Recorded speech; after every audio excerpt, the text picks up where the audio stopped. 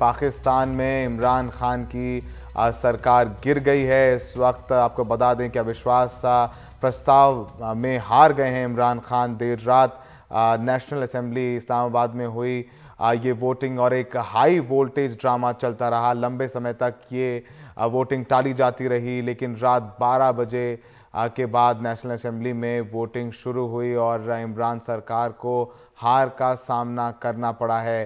पाकिस्तान में हालात तनावपूर्ण हैं। सभी एयरपोर्ट पर अलर्ट जारी किया गया है।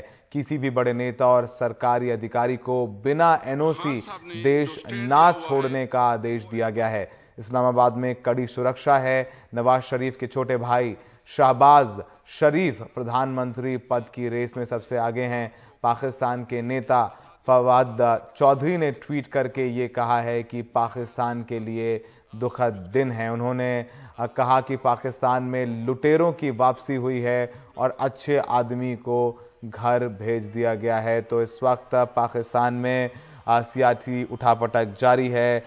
इमरान खान अब मुख्य प्रधानमंत्री नहीं हैं पाकिस्तान के। कादम्बिनी हमारे साथ लगातार बनी हुई हैं। कादम्बिनी, बताइए अब क्या कुछ होने वाला है। इमरान खान अब प्रधानमंत्री नहीं रहे, वो अपना प्रधानमंत्री आवास भी छोड़कर जा चुके हैं। तो अब अगला प्रधानमंत्री लगभग माना जा रहा है शहबाज शरीफ होंगे।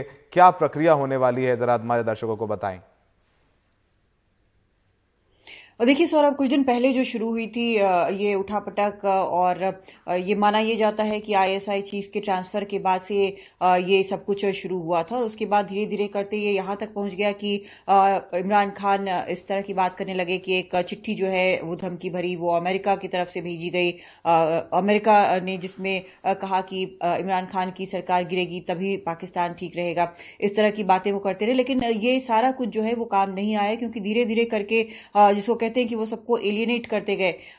उनके अपने जो पार्टी के लोग हैं वो उनका साथ छोड़ गए। और आज भी जब सुबह से कार्यवाही चल रही थी, सुबह 10:30 बजे से, तब से बहुत कम संख्या में वहां पर नजर आए नेशनल असेंबली में उनके सपोर्टर्स। 3 तारीख को भी हमने देखा था किस तरह से उनकी तरफ से डिफेक्ट करके दूसरी तरफ गए, ऑपोजिशन की तरफ गए। और 177 उस समय भी ऑपोजिशन के नंबर्स बता रहे थे। ऑपोजिशन को पूरा यकीन था कि उसके पास सारे नंबर्स हैं। मामला सुप्रीम कोर्ट पहुंचा जब असेंबली डिसॉल्व हुई 3 अप्रैल को।